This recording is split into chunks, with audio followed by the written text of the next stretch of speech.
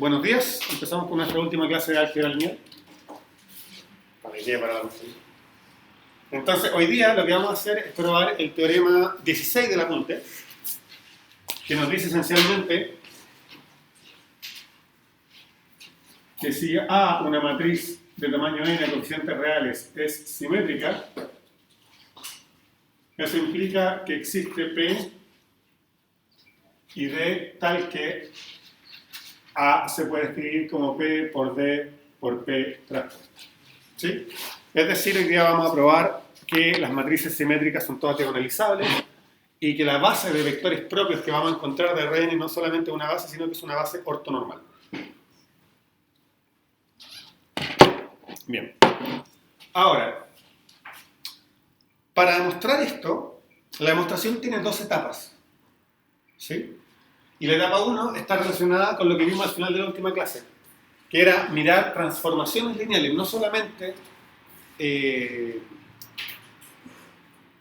valores propios de matrices, sino valores propios de transformaciones lineales. ¿Sí? Y la equivalencia entre ser valor propio de una transformación lineal y ser valor propio de su matriz representante. ¿Se acuerdan? Entonces, primero vamos a probar un pequeño lema técnico, que es el siguiente. Y lo tengo escrito por aquí. Supongamos que tengo un subespacio vectorial de Rn y A una matriz simétrica tal que la imagen a través de A de B está contenida en D. ¿Qué significa eso? Eso significa que cuando yo le aplico A, cuando yo multiplico por A cualquier vector de B, ese sigue siendo un vector de B. ¿Ok? Entonces, existe un B chica en B y un lambda en R, y este es un B chica en B menos el 0, por cierto, tal que A por B es igual a lambda B. Si se fijan, este lema técnico es súper débil en comparación a lo que queremos terminar de probar. Por ahora todo lo que estamos diciendo, mira, supongamos que yo tengo una matriz simétrica y que deja invariante, esta es una forma elegante de decir esto, deja invariante un subespacio vectorial, entonces en ese subespacio vectorial hay un vector propio de él. ¿Ok? Eso es todo lo que dice. Compárenlo contra el teorema que dice que vamos a encontrar una base ortonormal de vectores propios. O sea, esto es como menos.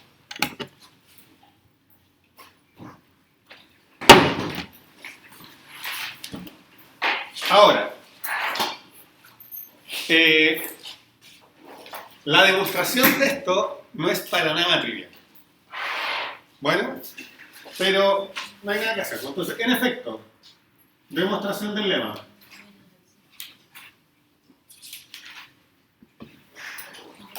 ¿Qué sucede?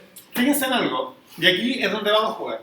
Por un ratito, pensemos que B es un espacio vectorial en sí mismo. De hecho, eso significa ser subespacio vectorial. Significa ser un pedacito de un espacio vectorial, pero que yo lo puedo mirar y es un subespacio vectorial en sí mismo.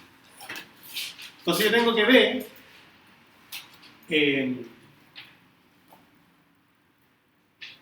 es un subespacio vectorial y en B yo quiero definir una transformación lineal que voy a llamar T, que va a ir de B a B, y que para todo X le va a asignar T de X igual a A por X. ¿Sí?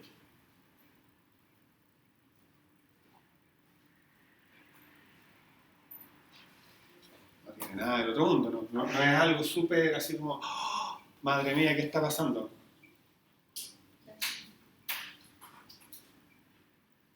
Pero es casi mágico. Porque ahora, ¿qué es lo importante? Entonces, estamos diciendo que B es un subespacio vectorial de Rn. Y acá me faltó una pequeña hipótesis, que yo quiero que sea subespacio estricto. ¿Sí? No quiero que sea Rn, o sea, quiero que sea un subespacio contenido en Rn, entonces yo voy a decir que dimensión de B es menos estricto que N. Solo para entender que estamos en el caso más chico. ¿Sí?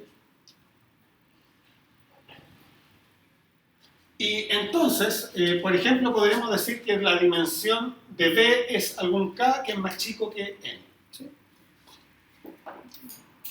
Ahora, como B es un espacio vectorial de dimensión finita, porque está contenida en un espacio vectorial de dimensión finita, yo sé que tiene una base. Que me da lo mismo cual sea, pero una base de tamaño K. ¿Sí? Y ahora lo importante es que cuando yo le calculo a esta transformación T, si yo llamo M la matriz representante en esa base a la misma base en T, de T, esa matriz pertenece a las matrices de tamaño K a coeficientes reales. ¿Están de acuerdo? Y hasta ahí uno dice, no hemos dicho mucho.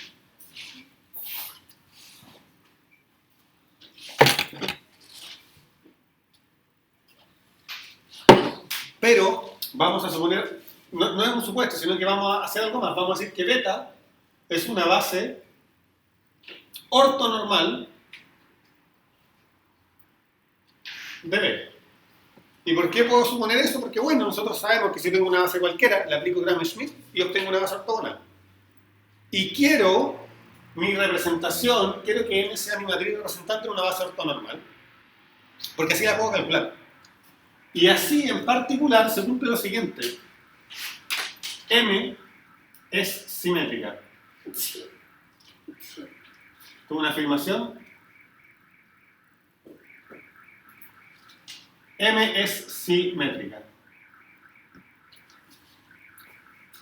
¿Sí?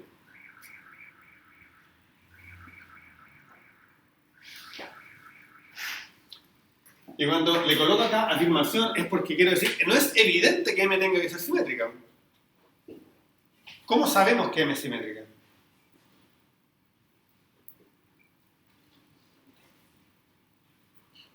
Pero lo podemos demostrar. Entonces, en efecto, cuando yo quiero probar que M es simétrica, lo que yo quiero probar es que su entrada IJ es igual a su entrada JI. Eso es todo, ¿no? Ser simétrico significa, entre paréntesis acá, queremos mostrar que M y J es lo mismo que MJI, o sea, lo que está en la posición fila I, columna J, es lo mismo que está en la fila J, columna I. ¿Sí? Y acá es donde necesitamos tener un claro dominio de cómo se calcula la matriz representante. ¿Sí? Porque si no tenemos un claro dominio de cómo se calcula la matriz representante, no llegamos a nada. Entonces les recuerdo que las entradas de la matriz representante, cada columna de la matriz representante corresponde a la descomposición en la base de llegada, que en este caso también es beta, de la imagen del elemento de la base que estoy tomando. O sea, por ejemplo, tomo el primer elemento de esta base, que llamémoslo B1, le calculo su imagen a través de T, ¿cierto? Eso lo descompongo en la base de llegada, que es beta, y eso en la primera columna. ¿Sí? ¿Y dónde está la magia? La magia está en que nosotros sabemos que cuando yo tengo una base ortonormal y quiero descomponer, todo lo que hago es justamente hacer proyección ortonormal y hacer punto a punto con cada elemento de la base. Esos son los coeficientes. O sea, M y J no es otra cosa que T aplicado a BJ, al elemento J de la base, ¿sí? Proyectado en el elemento I de la base. ¿Sí? Aquí lo voy a colocar en paréntesis para que se recuerden que esté como de la función, ¿verdad? Estamos mirando como función lineal. ¿Sí? ¿Se acuerdan de eso? Quiero encontrar matriz representante. Lo que hacíamos para construir la matriz de transformación, la matriz de representante, perdón, era, tomábamos la base que estábamos tomando en 1, que en este caso beta es igual a un B1, B2, hasta BK, y decíamos ya, ¿qué le hace la transformación al primer elemento de la base? Y después tomaba eso y lo descomponía en la base de llegada y lo anotaba en la primera columna. ¿Qué le hace la transformación al segundo elemento? Y eso me lo escribí acá. Que si yo quiero saber lo que está en la fila I, tengo que mirar, y en la columna J tengo que mirar lo que le hizo la transformación al elemento J de la base y cómo eso, qué coeficiente tengo para eso en la base de llegada. Y en este caso, cuando veo fila I, estoy diciendo en la descomposición en la base, qué escalar acompaña al iésimo elemento. ¿Sí? Ya sé que es un poco confuso decirlo en palabras, pero si vuelven atrás en su apunte van a ver que es exactamente lo que escribimos. O sea, si yo quiero calcular la matriz representante, que va a ser algo así, ¿cierto? Yo tomaba el primero y aquí anotaba cómo se descomponían los elementos de la base, que en este caso también es de 1, de 2, hasta de K. Ok. Ahora, ¿qué es lo que ocurre? Que esto que tengo acá, yo sé calcular cuánto vale T de BJ. T de BJ, por definición, ¿cuánto es? La X. Es A multiplicando a BJ, ¿cierto? Y hay una hipótesis que no hemos usado. ¿Cuál es la hipótesis que no hemos usado sobre A?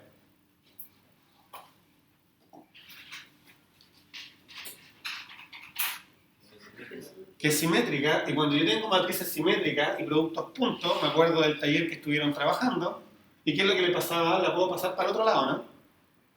¿Pero qué tengo que hacerle a? Traspuesto, o sea, esto es lo mismo que BJ por A traspuesto por BI. Ah, pero A traspuesto con A, ¿qué cosa pasa con ellos?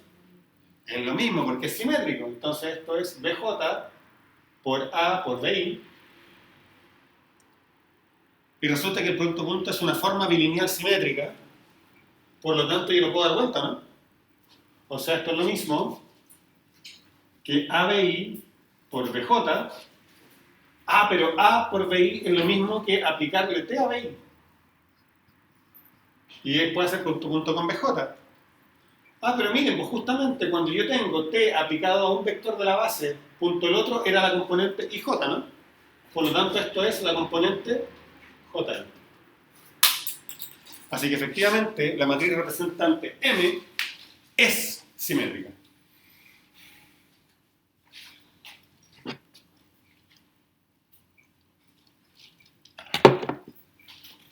¿Ok?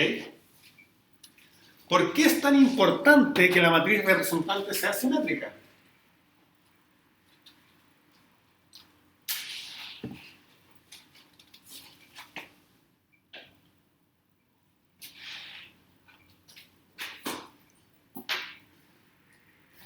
Queremos probar la existencia de un valor propio y de un vector, perdón, de un vector propio, ¿cierto? Nosotros no sabemos si existen o no.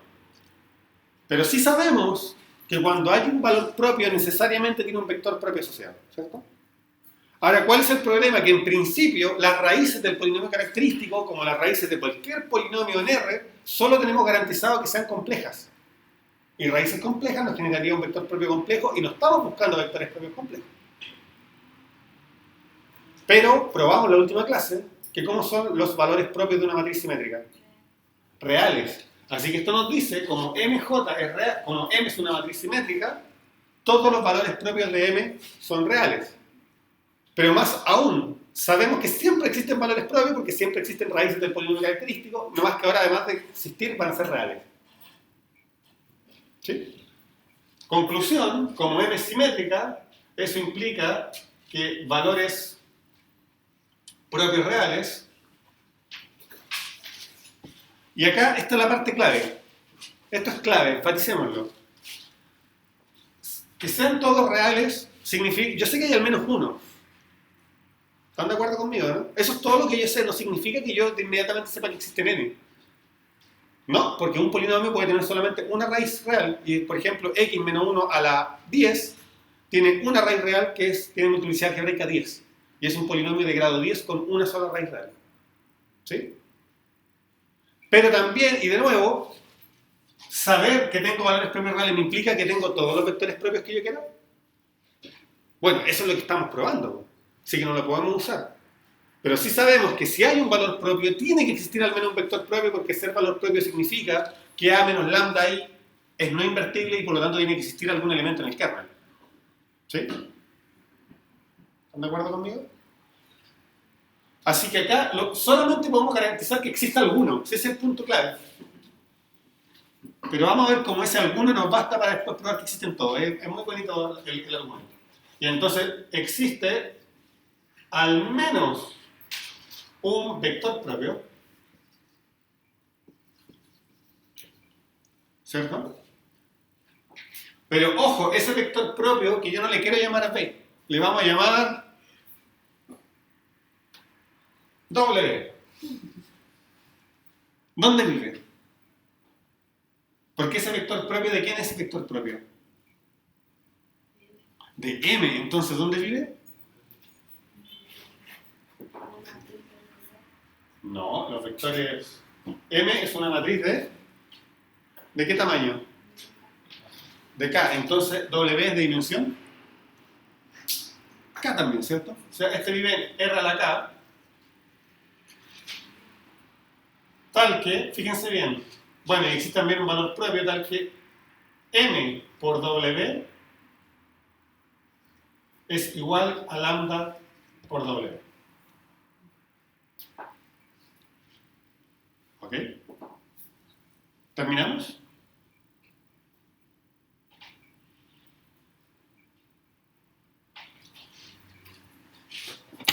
¿Terminamos o no terminamos?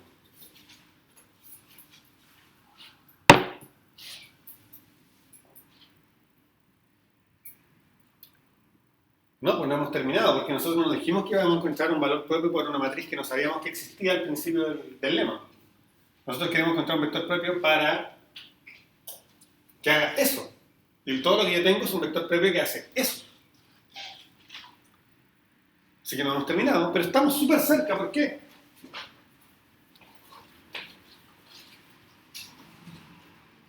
Porque vamos a llamar B igual a W1, la primera componente de W en la dirección B1, W2 en la dirección B2, hasta WK en la dirección BK. O sea, voy a tomar... Recuerden que cuando yo miro la matriz representante, lo que estoy haciendo es usar el isomorfismo de coordenadas. Estoy mirando B y estoy viendo cómo se descomponen las cosas y tomo esos coeficientes y los mando a RK, ¿cierto? Eso es lo que hace cuando estoy calculando matrices representantes, lo que estoy haciendo es mirar cómo se ve la transformación lineal en su espacio isomorfo que es R a la K. Y entonces lo que estoy haciendo acá, B no es otra cosa, si ustedes quieren, que coordenadas a la menos 1 de W. ¿Sí? Y nosotros sabemos que cuando yo tengo, lo voy a dejar acá, tenemos B, acá tenemos B, y ahí entre medio actúa D. Pero resulta que B es isomorfo a R a la K, este de acá obviamente también es isomorfo a R a la K, y acá entre medio actúa M. Y yo bajo con coordenadas y subo con coordenadas a la menos 1. Entonces lo voy a colocar hacia abajo, acá está core, y hacia arriba voy con core a la menos 1. Y nosotros probamos lo que les decía que se escribía elegantemente diciendo que el diagrama conmuta, que esencialmente yo puedo irme así o puedo irme así, y es lo mismo. ¿Sí? O sea, nosotros probamos que coordenadas a la menos 1 aplicado a M de coordenadas de B es igual a T de B. Eso lo probamos cuando estudiamos matrices representantes. Ahora ustedes tienen todo el derecho a preguntarse de qué sirve eso. Bueno, coordenadas de B no es otra cosa que... ¿Cuáles son las coordenadas de B? W1, W2, W... Y ese vector tiene un nombre, ¿cómo se llama?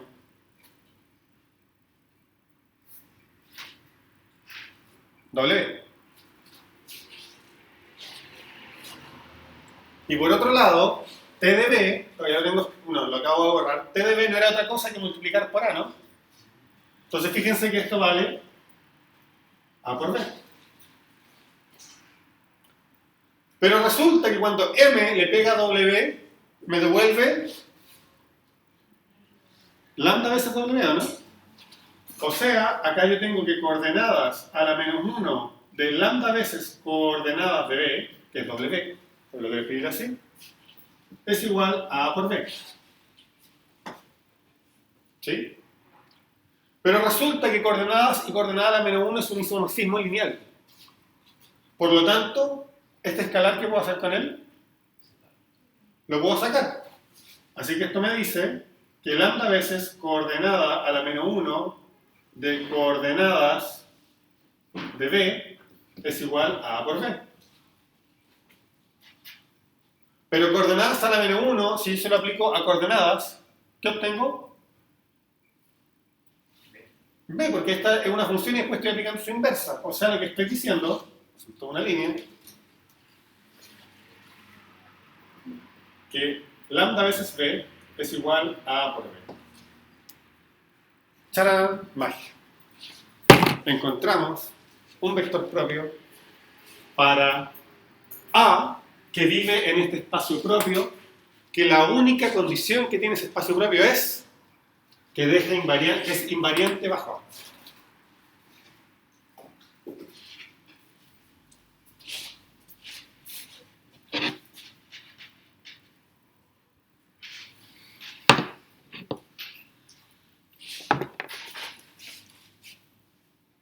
¿Qué opina Yasmin?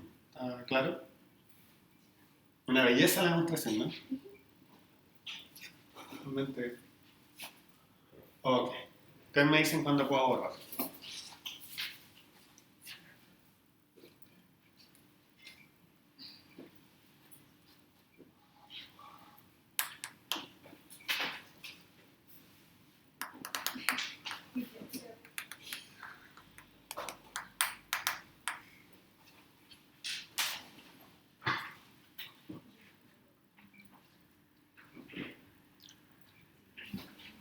Bueno, están conversando, así que ya está. Y ahora, yo sé que ustedes piensan, bueno, nos prometieron de analización de matrices simétricas y acabamos de probar algo que es tan chiquitito.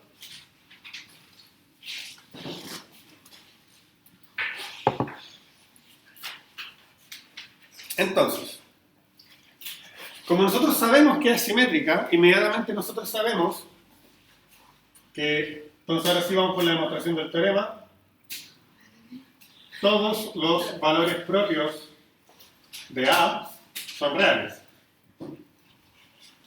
¿Sí? Eso lo sabemos. Al conjunto de todos los valores propios se le llama el espectro de una matriz. ¿Sí? Es un nombre bonito, suena como profundo. ¿Sí? Y a esto que estamos haciendo se le suele llamar la descomposición espectral de la matriz. Para ponerle color. Entonces, los valores propios de A son todos reales y podemos pensar que son lambda 1, lambda 2, hasta lambda k. ¿Sí? Podrían ser uno solo, ¿por qué no? Podrían ser n la dimensión o podrían ser menos. Lo que sí sabemos es que para cada valor propio existe un espacio propio, un subespacio propio que nosotros llamamos sub lambda, ¿cierto? Y nosotros podemos tomar este sub lambda y nosotros sabemos un montón de ellos, porque nosotros ya sabíamos de antes que para cualquier matriz, vectores propios asociados a valores propios distintos son linealmente independientes. Y eso tenía el efecto que cuando yo hacía la suma de todos los subespacios propios, generaba una suma directa. ¿Sí? Entonces esto que tengo acá, que yo voy a llamar suma de todo eso para lambda i desde i igual 1 hasta acá. ¿Sí? Sumo todos los subespacios propios. Y la única incógnita que tengo, que es la incógnita que tengo siempre, es si esto es o no igual a Rn. Eso es lo que me falta probar que son iguales. ¿Ok? Eso no lo sé, esa es la incógnita. Entonces, a este subespacio, en principio, le voy a llamar W. ¿Ok? Y lo que yo quiero probar es que W es igual a Rn. ¿Ok? Ahora, lo que vamos a probar es lo siguiente. Vamos a probar que el ortogonal de este espacio es solo el 0. ¿Ok?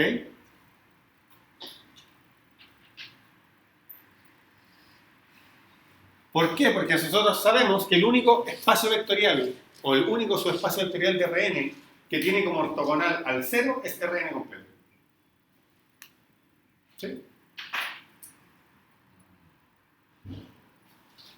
Entonces ahora vamos a llamar sea B el ortogonal de W. Vamos a demostrar que B es igual al singleton 0.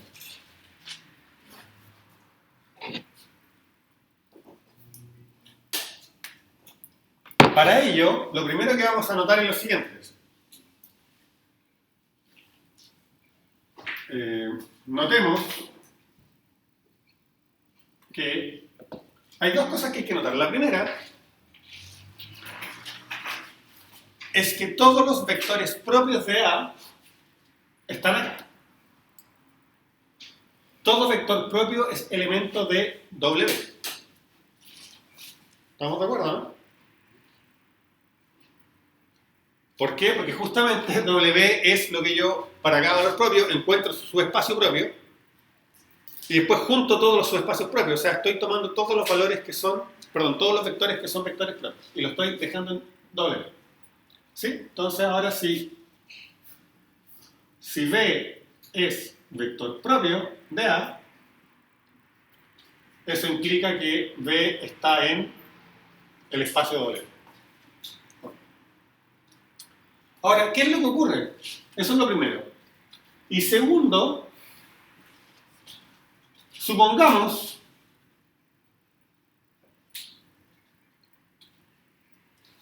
que, déjenme verlo acá.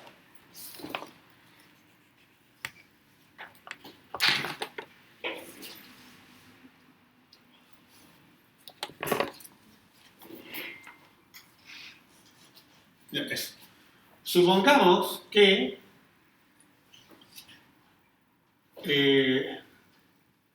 hay un B distinto de 0 que vive en ese espacio que definí ahí. ¿Sí? Vamos a llegar a una contradicción. Yo les voy a mostrar, miren. Este espacio yo quiero mostrar que es solo el 0, entonces supongamos que hay uno que es distinto de 0. Y veamos que si eso ocurriera llegamos a una contradicción. ¿Ok? Entonces para ello lo que vamos a hacer es calcular cuánto vale A por B. A por B. Entonces, para calcular cuánto vale A por B,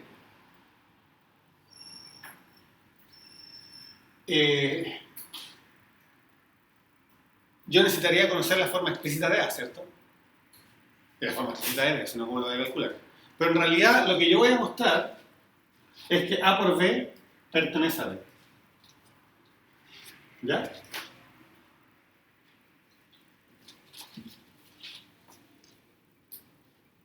Ahora, ¿quién era B?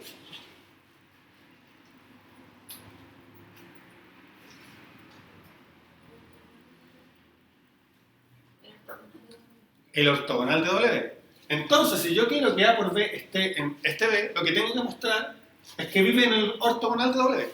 O sea que si yo tengo cualquier elemento en W y hago producto punto con este tipo, eso tiene que dar 0. Si eso ocurre, me dice que este muchacho que está acá es un elemento del ortogonal. ¿Sí? Ahora, entonces, sea, en efecto,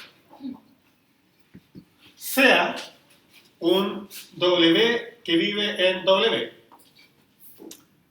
¿Cómo son los elementos de W? Bueno, los elementos de W son igual a una suma de algún escalar por ciertos vectores que yo voy a llamar WI, desde I igual 1 hasta algún número, que no es K ni es N, podríamos decir hasta M. ¿Por qué? Ojo con esto. ¿Cómo construyo yo esto que están acá? ¿Quiénes son esos W? Estoy diciendo que estoy tomando un elemento de este espacio que es una suma directa. ¿Están de acuerdo?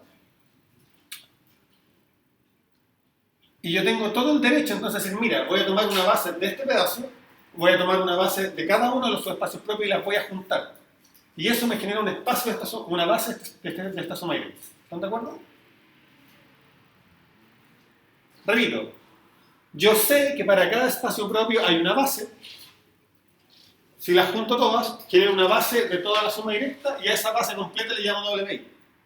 Ahora, ¿por qué esa base tiene m elementos? Bueno, porque yo sé que estoy sumando casos espacios, pero yo no sé la dimensión de cada uno de ellos.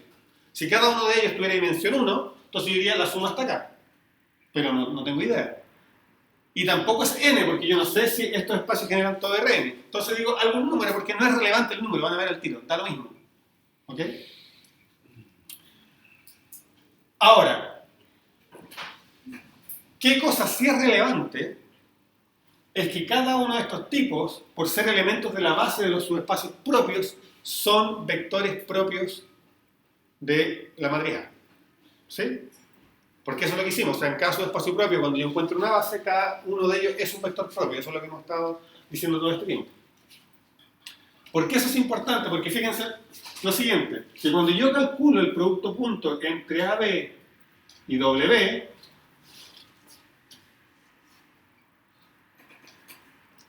¿qué puedo hacer?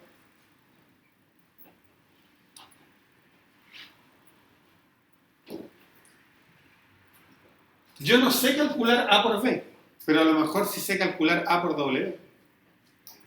Entonces, ¿qué puedo hacer acá? Tirarlo con traspuesta. Entonces, esto es B por A traspuesto W. Pero eso no es otra cosa que B por A y W vale una suma. Es la suma de los alfa I por WI. ¿Sí? Pero resulta que multiplicar por una matriz es una operación lineal, así que esto va a ser igual a B por la suma de alfa I de A pegándole a cada WI. ¿Qué acabo de decir de los WI? Son vectores propios, así que eso va a ser alfa I por algún valor propio, ¿cierto? Multiplicando al WI. ¿Están de acuerdo? Y aquí viene la parte fundamental. El producto punto es una forma bilineal simétrica. Entonces, si yo estoy calculando el producto punto de B con una suma, eso es lo mismo que la suma de los productos puntos de B con cada WI, ¿o no? Así que esto es la suma de los alfa I por el valor propio que corresponda de B por WI. Y acá es donde viene la parte importante. ¿Dónde viven los WI?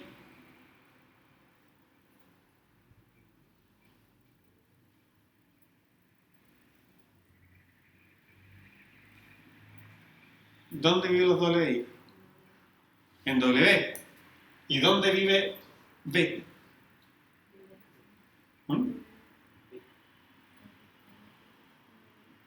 Más fuerte, que no escucho nada. B no vive en W. ¿Y qué cosa era B?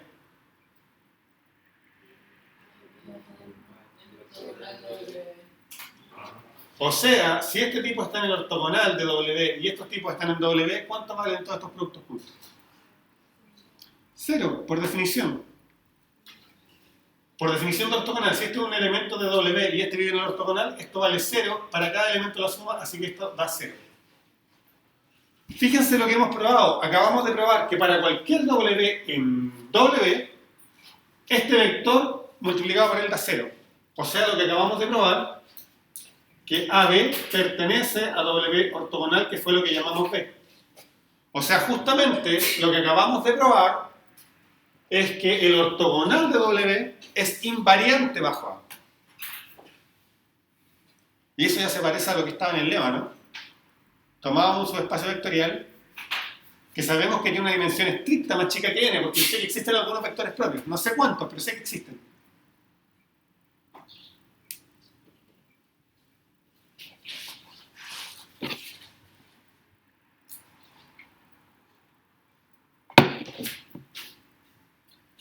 Y con eso, fíjense, entonces, ¿cuál es la conclusión de esto? No quiero borrar este 1 y 2. Lo voy a escribir acá arriba. Sigo aquí, miren. ¿Cuál es la conclusión? Fíjense bien. Lo que llamamos B, que es lo mismo que W ortogonal, es obviamente un pedacito de Rn, que es su espacio vectorial. ¿Sí? Pero además acabamos de probar que A por B está incluido en B.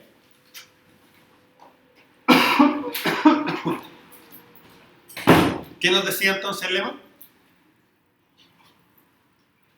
Por el lema, eso implica que existe un B en B tal que A por B es igual a lambda veces B. Eso fue lo que probamos en el lema, que si yo tenía un subespacio vectorial que la transformación lineal me dejaba igual, entonces tenía que haber un vector propio en él. Pero ¿qué es lo que ocurre? ¿Qué fue lo que anotamos en el punto 1? Que todos los vectores propios de A estaban en W, y acá acabamos de encontrar uno en su ortogonal. O sea, llegamos a una contradicción.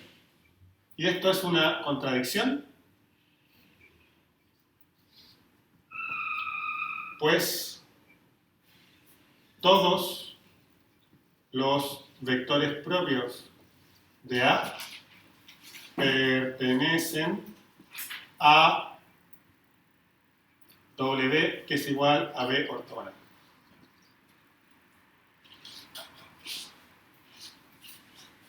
Entonces, ¿qué es lo que acabamos de probar? Acabamos de probar que la suma directa de los subespacios propios asociados a una matriz simétrica es igual a todo Rn. Por lo tanto, toda matriz simétrica es diagonalizable. Solo nos falta mostrar que efectivamente la matriz P que yo puedo tomar, la puedo tomar de modo tal que la inversa sea igual a su respuesta.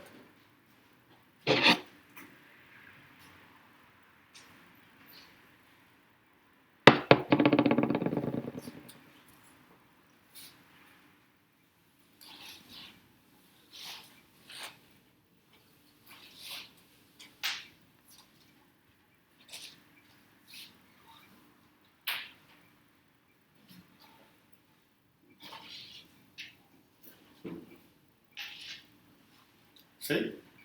Pero ahora, yo voy a escribir así, ¿qué pasa con P?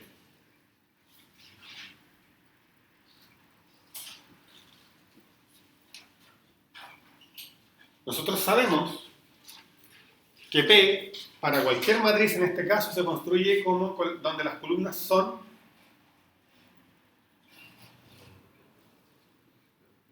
la base de vectores propios que encontramos, ¿cierto? Pero resulta que nosotros ya sabemos que si yo tomo vectores propios de una matriz simétrica asociados a valores propios distintos, ¿cómo son esos vectores propios? Más que eso en casos simétricos. Son ortogonales, porque su producto punto entre ellos es 0. Ahora, ¿qué es lo que ocurre? Que dentro de cada subespacio propio yo tengo todo el derecho a aplicar el algoritmo de Gram-Schmidt y obtener una base ortonormal de cada subespacio propio. Y como yo sé que esos trozos entre ellos van a ser ortogonales, si ya tenían norma 1, lo que formo es una base ortonormal de Rn.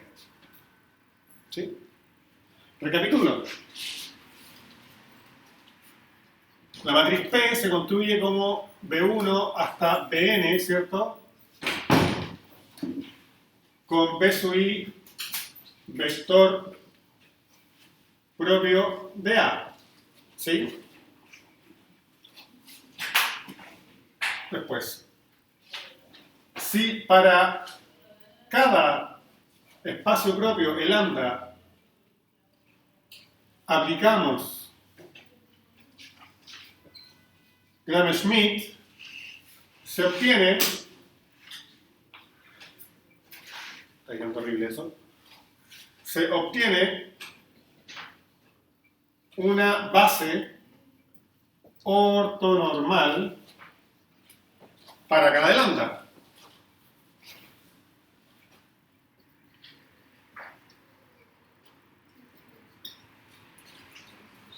Y como vectores propios asociados a valores propios distintos son ortogonales, eso nos asegura que podemos escoger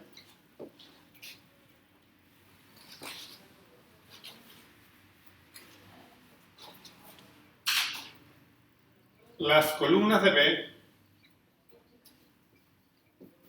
para ser ortonormales. ¿Sí? Ahora, la pregunta es, bueno, ¿por qué eso me garantiza entonces que la inversa de P es su traspuesta?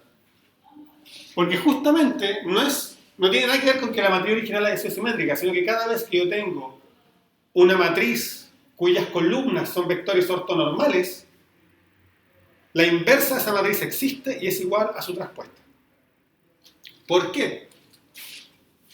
Porque ¿qué cosa es P traspuesto? P traspuesto no es otra cosa que tomar los vectores y ponerlos así de ladito. B1, B2, acostaditos, perdón. Hasta Bn, ¿cierto? O si ustedes quieren, traspuesto, traspuesto, traspuesto. Y cuando yo hago P por P traspuesto, por ejemplo, el elemento IJ, si volvemos al inicio del curso, nosotros vimos que esto era... mire, lo voy a escribir para otro lado mejor. Ahí. Es la fila I de esta matriz por la columna J de esta matriz, ¿no? Pero la fila I de esta matriz es B sub I traspuesto y la columna J de esta matriz es B sub J. O sea, eso es justamente el producto punto entre la columna I y la columna J de P. Y estamos diciendo que esas son ortonormales. Es decir, esto vale 1 si I es igual a J y vale 0 en otro caso. O sea, cuando yo hago P traspuesto por P, obtengo la matriz de identidad. Y vimos también que eso significa que P traspuesto es la inversa por la izquierda de la matriz P, y vimos que entonces P traspuesto es la inversa por la derecha de la matriz P, y por lo tanto es la inversa a secas. Ahora, al principio les conté una pequeña mentira, porque les dije que cuando yo hago el algoritmo de diagonalización de una matriz simétrica, solamente tengo que al final tomar la traspuesta P y tengo la inversa, y eso es cierto, pero se nos agrega un pasito intermedio que es ortonormalizar las bases de cada espacio propio.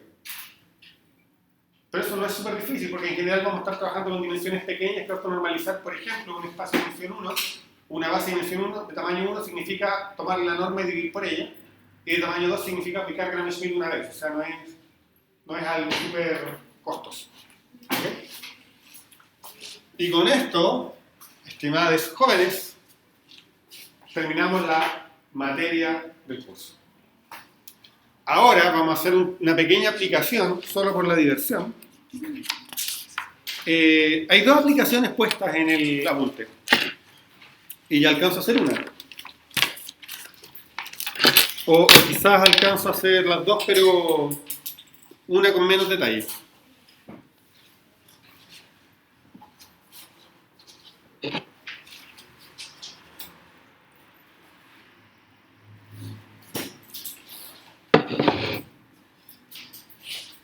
¿Ok? Ya. Voy a borrar la pizarra.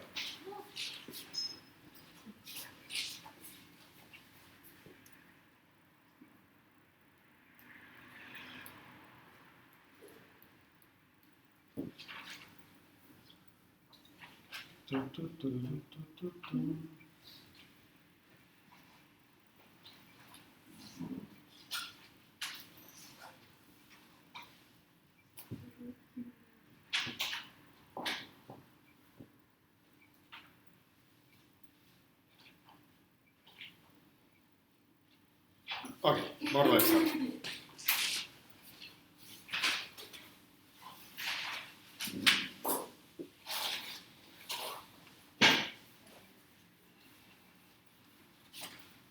Esto está escrito en el apunte, así que lo voy a hacer un poquito rápido para alcanzar a ver las dos. Ustedes, en su curso de álgebra, estudiaron algo que se llama cónicas. Y las cónicas tienen una forma genérica que es A por X cuadrado más B por Y cuadrado más 2CXY más DX más FI igual E. ¿Sí? Y en función a los valores, por ejemplo, muy rápidamente, si C, D y F todas valen 0 y A y B son iguales, eso corresponde a una circunferencia. ¿Sí o no? Bueno, ahí uno puede jugar, pero en general se pone un poco más difícil y en principio resulta que la circunferencia es simétrica, ¿cierto? ¿Están todos de acuerdo que es súper simétrica? Pero sin embargo las elipses no son simétricas. Y ustedes aprendieron a dibujar elipses así y elipses así. Pero resulta que si esas coeficientes varían, esto perfectamente podría ser una elipse así. O ustedes aprendieron a dibujar hipérbolas y también acostaditas o de pie, pero hay hipérbolas que están ladeadas. ¿Sí? Bueno, esta fórmula general captura todos esos casos. Y la diagonalización de matrices nos permite graficar todas esas formas geométricas, todas esas cónicas, porque esencialmente los vectores propios asociados a cierta matriz que vamos a construir son justamente las direcciones de simetría de la forma cuadrática. Entonces encontrar los vectores propios nos permite graficar porque es como que nos dice cómo tenemos que rotar los ejes para que lo que estamos mirando sea exactamente una elipse acostada. ¿Ok? Entonces ahora, cuando uno ve eso, lo primero que tiene que hacer es darse cuenta que esto yo lo puedo escribir de una forma matricial como X, y, multiplicando la matriz ACCB por XY, más el vector de F, haciendo producto del vector XY, y todo esto igual a E.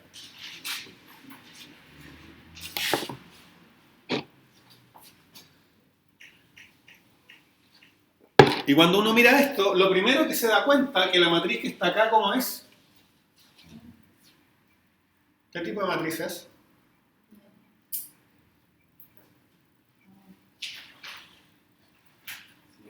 Simétrica y por lo tanto siempre se puede diagonalizar. ¿Sí? Por lo que acabamos de aprender, si a esto le llamamos A, nosotros sabemos que existe lambda 1 y lambda 2. Lambda 1 y lambda 2 podrían ser 0, no tengo idea, pero reales. Y B1, B2 en R2, tal que B1 por B2 producto punto, quiero decir, o lo escribo así, me gustaba a mí, da 0, o sea, son ortogonales. Y norma de BI es igual a 1. ¿Sí? Y sucede que con eso yo puedo escribir A como B1, B2, veces lambda 1, lambda 2, 0, 0, B1 traspuesto, B2 traspuesto. ¿Sí? Es lo que acabamos de hacer antes.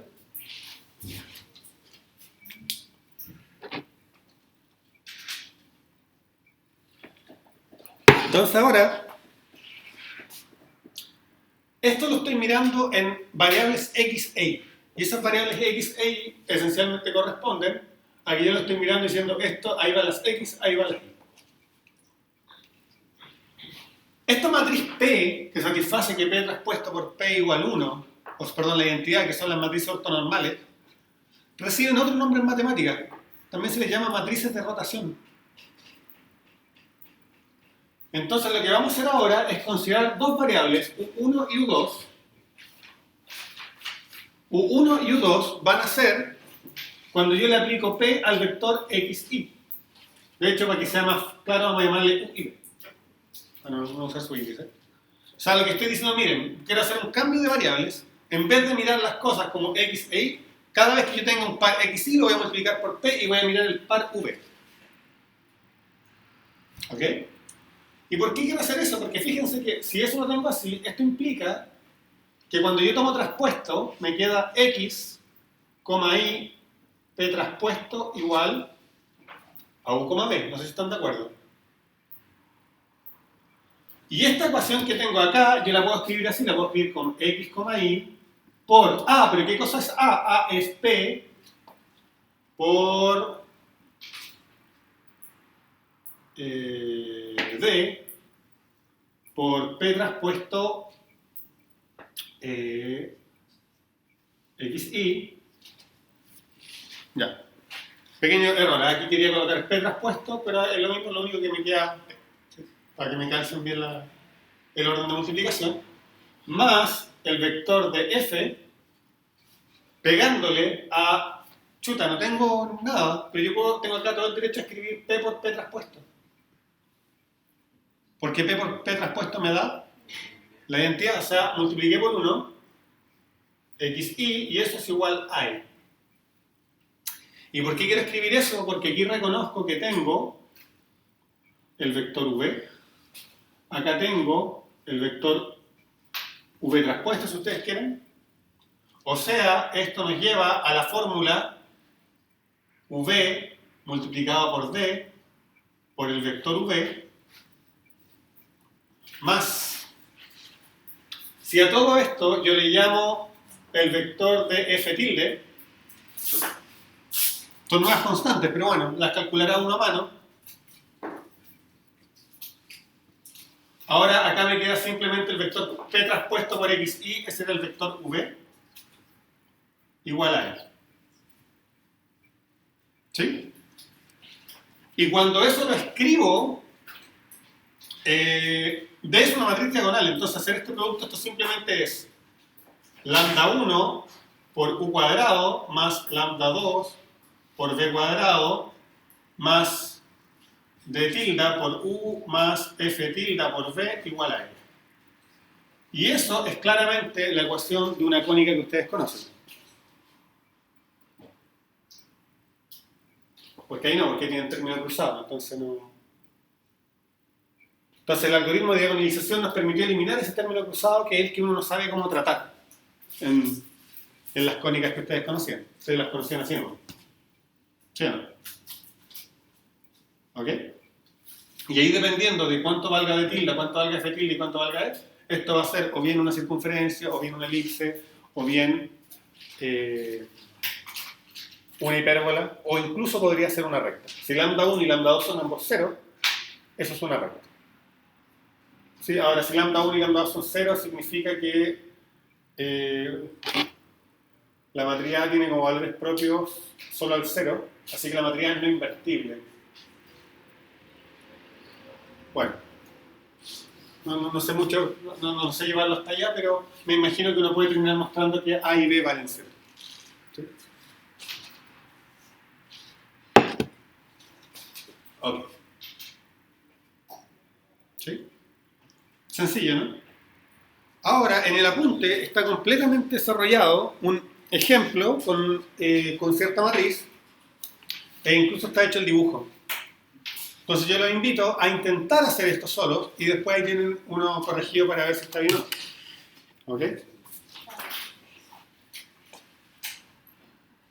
Y en estos últimos 15 minutos quiero hablar de la otra aplicación.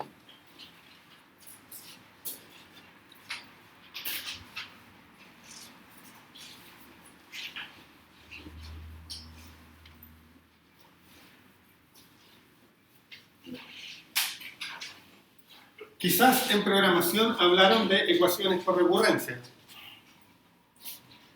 Por ejemplo, si estaban estudiaron recursividad, no me extrañaría que hayan hecho recurrencia. El factorial es una recurrencia, ¿no? Bueno, entonces en general una ecuación por recurrencia es algo del tipo, mira, yo tengo una sucesión a sub n, y a sub n yo la calculo en función de a sub 1 hasta a sub n menos 1. ¿Sí? Eso es bien genérico, podría ser más difícil, podría ser más fácil. Por ejemplo, hay una recurrencia que es muy sencilla, yo puedo decir, miren, a sub n es igual a sub n menos 1 más una constante c. esa recurrencia yo la puedo resolver a mano. Esa recurrencia digo, entonces an-1 es a sub n-2 más c, y me doy cuenta que a sub n es simplemente n veces c. ¿Están de acuerdo conmigo, no? Yo creo que lo pueden haber visto en programación, ¿no? O al revés. Primero, ¿queda claro el concepto de recurrencia? De ecuación de recurrencia, si acá la incógnita son los a. Si yo digo, mira, voy a definir una serie de números, una sucesión de números, y la voy a definir a través de la siguiente manera. Voy a decir que siempre el término en el instante n va a ser alguna función de los términos anteriores. ¿Ok? Yo estoy seguro que ustedes vieron cómo se calcula la raíz cuadrada a mano, ¿no? Con Lisandro, creo que eso lo hacen en taller. Como que van iterando cosas, dibujando o algo del estilo. Bueno, pero eso era una recurrencia, ¿sí? Y hay recurrencias que son sencillas, como esta, que es lo que se llama la recurrencia lineal, donde digo simplemente, mira, el término en el instante n es la suma de lo que tenía antes más algo. ¿Sí? Pero esto les digo yo que puedo decir, bueno, ese aplico lo mismo, es an-2 más c. Pues me digo, bueno, pero an-2 es an-3 más c más c más c. ¿Cuántas veces puedo volver n? Porque estoy en el instante n. ¿Sí? Entonces al final esto es la condición inicial a 0 más las n veces que yo apliqué, las n veces que yo sumé 0.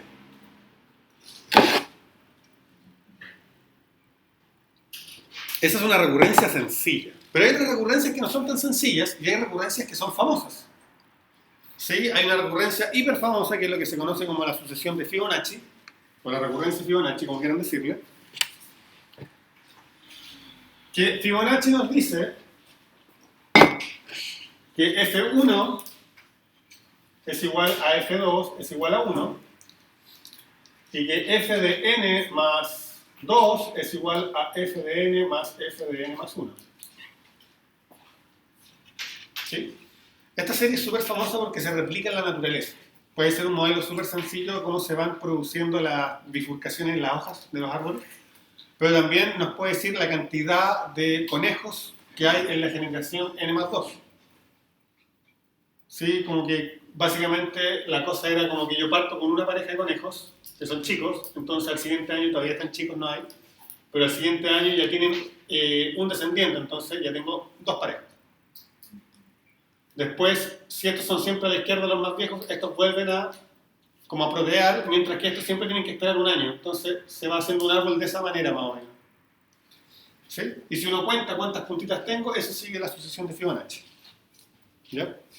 Pero realmente aparecen en otras cosas, entonces súper famosas. Y resolver esta sucesión, y por resolver esta sucesión quiero decir, mira, Fn es igual a una función que dependa solo de n, es igual a h de n, por ejemplo, eso no es trivial. ¿Cuál es la función que me permite calcular Fibonacci directamente sin tener que calcular toda la serie? Porque naturalmente, cuando yo tengo una recurrencia, con un computador, si quiero calcular Fibonacci de 20.000 millones, le digo, mira, hago por recursividad esto, uso recursividad con esta fórmula y le pongo que el computador va a devolverse hacia atrás, y va hasta que llegue y me da Fibonacci de 20 millones. Pero resulta que hay recurrencias que podemos encontrar la fórmula exacta. Y Fibonacci es una de ellas, y es lo que vamos a hacer ahora. Entonces, Fibonacci es una recurrencia de orden 2, porque fíjense que para calcular un término necesito 2 anteriores. ¿Sí?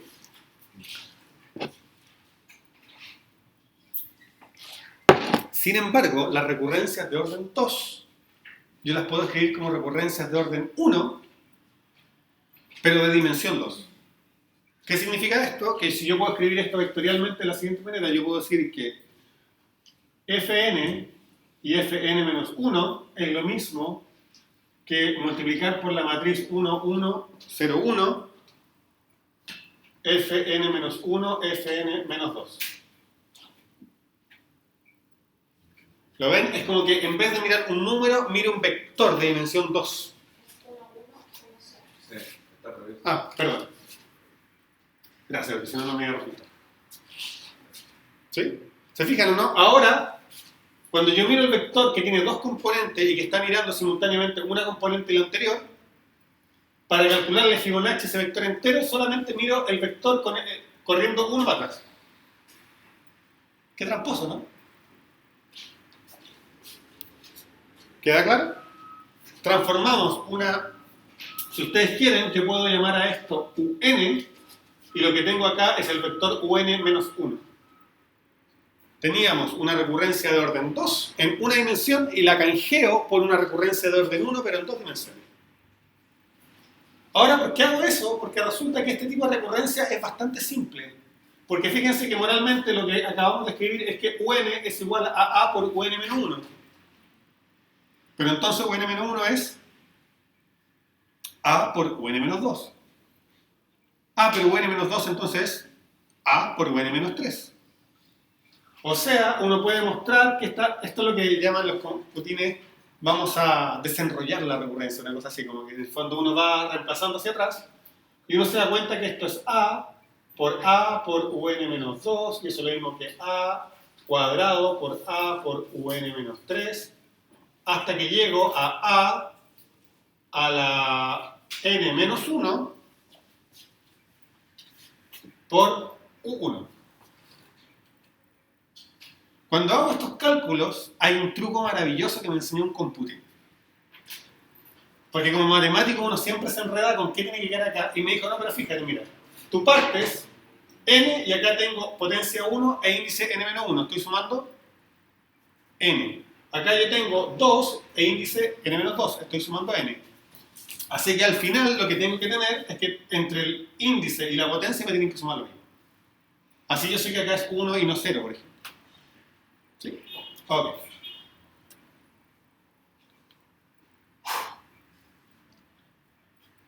Ahora, moralmente, fíjense bien que nosotros estamos llevando UN a Fn menos Fn menos 1 y nosotros estamos contando desde 1. Así que el más chico que puede haber aquí es 1, así que el más chico que puede haber acá arriba es 2. Así que en realidad vamos a colocar hasta An menos 2, U1. Ahí sí. ¿Ok? Entonces, si yo quiero calcular Fibonacci de 10 millones, todo lo que tengo que hacer es tomar la potencia 10 millones de esta matriz. Y me dice el horror, porque resulta que calcular potencias de matriz es súper lento. Y yo les digo, bueno, no siempre. Hay un caso en que es súper rápido. Y ese caso es cuando yo sé que A es una matriz diagonalizable, porque eso ya lo vimos. Vimos que cuando yo tengo una matriz diagonalizable, que en este caso no es, porque resulta que es simétrica, como es simétrica, es diagonalizable, entonces como A se escribe como P por D por P traspuesto, eso me implica que A a la n menos 2 no es otra cosa que P por D a la n menos 2 por P traspuesto. Y D a la n menos 2 yo sé calcularlo, porque simplemente cada valor propio de la potencia n menos 2. ¿Ok?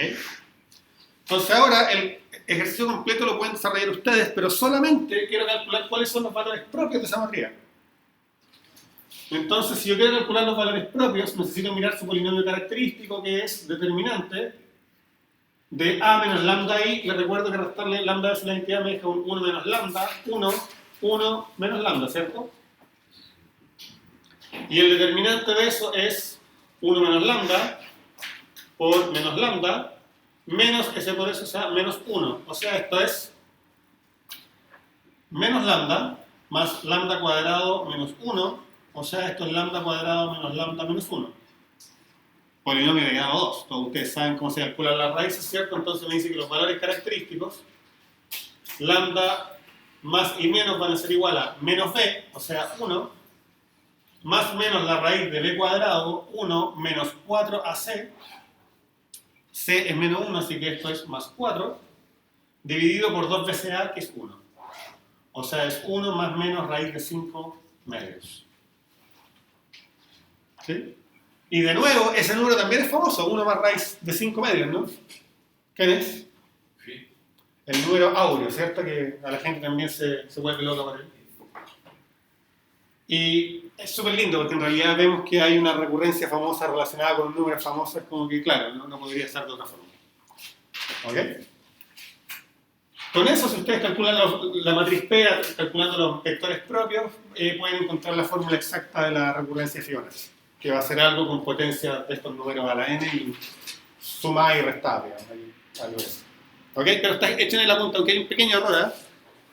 En el apunte lo puse hasta n-1 y ahora está n-2 nomás, pero no es grave, tiene que ver con... Da lo mismo, hay que corregir esta. Bien, 11:44 con 44 segundos, así que con extrema puntualidad, ahora sí damos por cerrada la parte teórica del curso. Bueno, espero que hayan disfrutado el curso tanto como lo disfruté yo. Y nada, eso. Se cierra el curso aquí.